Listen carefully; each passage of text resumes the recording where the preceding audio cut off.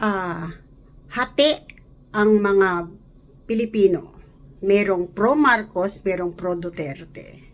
Pero alam nyo ba, kung ako yung tatanungin, base sa obserbasyon ko, yung pro Marcos at saka yung pro Duterte, dapat magising. Tignan nyo yung galaw ni Senator Amy. Di ba?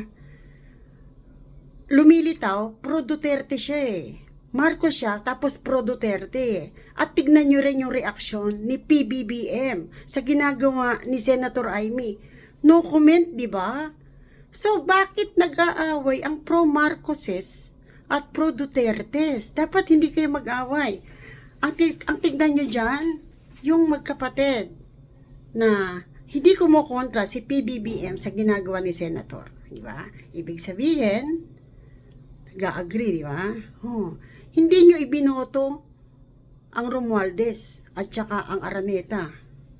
Si Romualdez, kumandidato doon sa lugar niya, pero hindi sa buong Pilipinas. Correct? Correct. Diba? Pag-aralan nyo ha. Pro Dutertes at pro Marcoses, isa lang yan. Promise.